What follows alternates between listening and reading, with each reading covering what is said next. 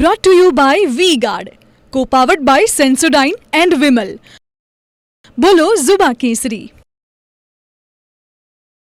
Associate sponsor UltraTech cement. તો અધિકારીઓની બદલી થઈ ચૂકી છે, પરંતુ શું આ તમામ બાબતોથી આગામી દિવસોમાં તપાસની અંદર કોઈ મહત્વપૂર્ણ ફેરફાર આવશે કે કેમ? વધુ વિગતે વાત કરવા જોડાઈ રહ્યા છે TV9 સંવાદદાતા અજીત ગઢવી. અજીત, આખરે મહત્વપૂર્ણ બદલીઓ કરી દેવાય, મોડે પણ આખરે બદલી કરી દેવાય. કોણે હવે નવો ચાર્જ સંભાળ્યો છે ને આ સમગ્ર કાર્યવાહીની અંદર અત્યારે પરિસ્થિતિ શું આપ જોઈ રહ્યા છો? અજીત. જયેશ, આ સમગ્ર ઘટના છે તેને આમ તો અગ્નિકાંડ કહી શકાય, પરંતુ અગ્નિકાંડની પાછળ આ હત્યાકાંડ છે, આ બેદરકારીનો કાંડ છે. આ કાંડના એટલા મોટા પ્રત્યાઘાતો અત્યારે પડ્યા છે કે મુખ્ય સીપી સહિત ભાવનગરના સીપી અધિકારી સહિત કુલ 3 પોલીસ અધિકારીઓની ટ્રાન્સફર કરી દેવામાં આવી છે. મહાનગરપાલિકાના કમિશનરને પણ જવાબદાર ક્યાંક ને ક્યાંક આ જે સમગ્ર ઘટનાની અંદર જેમાં મુખ્યમંત્રી સહિત ગૃહ રાજ્યમંત્રી અને તપાસ અને જે રીતે સીટ એસઆઈટીની જે ટીમ આખી રચાણી છે તેના પ્રાથમિક તપાસની અંદર જે કોઈ કસૂરવાર છે તેના પર પગલાં લેવામાં આવ્યા છે અને તમામ જે નવા અધિકારીઓ પણ અત્યારે મૂકી દેવામાં આવ્યા છે.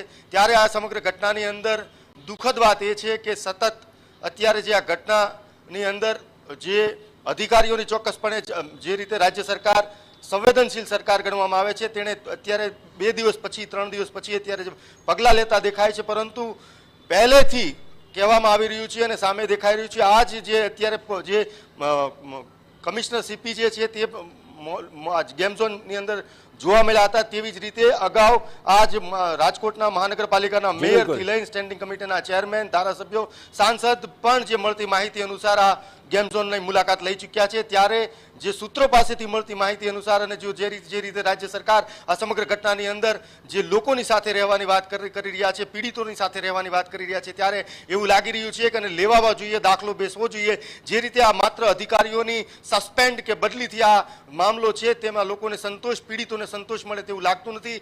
રાજ્ય સરકાર અને સંગઠન જે શાસક સંગઠન છે તેમણે દાખલો બેસાડવો જોઈએ. આની અંદર આ સમગ્ર ઘટનાની અંદર મહાનગરપાલિકાના માત્ર કમિશનર કે જે અધિકારીઓ ટીપી વિભાગના અધિકારીઓ ચોક્કસપણે જવાબદાર છે, પણ સાથે ને સાથે જે રાજકોટ મહાનગરપાલિકાના રાજકોટ મહાનગરને સારું અને શ્રેષ્ઠ બનાવવાની વાતો કરનાર મેયરની અને સ્ટેન્ડિંગ કમિટીની ચેરમેન અને હોદ્દેદારોની પણ જવાબદારી છે.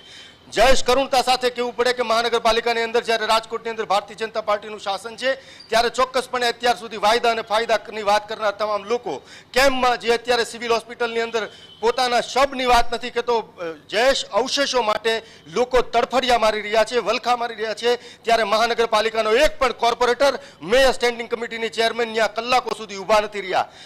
TV9ની ટીમ જ્યારથી ઘટના બની ત્યારથી અત્યાર સુધી પીડિતાઓની સાથે રહ્યા છે અને એક ઘટનાને તમામ ઊંડાણપૂર્વક બતાવી છે અને એનું પરિણામ રાજ્ય સરકારે અત્યારે જે પગલાં લેવાઈ રહ્યા છે તેમાં TV9 પીડિતોની સાથે ઊભી રહ્યું છે. બિલકુલ, TV9 સતત તમામ પીડિતોની સાથે છે. આ તમામ ગતિવિધિઓ પર આપ નજર રાખતા રહેજો અને હાલ આ સમગ્ર ઘટનાક્રમને લઈને જે બદલીઓ કરવામાં આવી છે અને નવો ચાર્જ પણ અધિકારીઓએ સંભાળી લીધો છે. હવે જોવાનું રહેશે કેટલી ઝડપથી આ સમગ્ર મામલે જે તપાસ રિપોર્ટ છે તે પણ સામે આવે છે.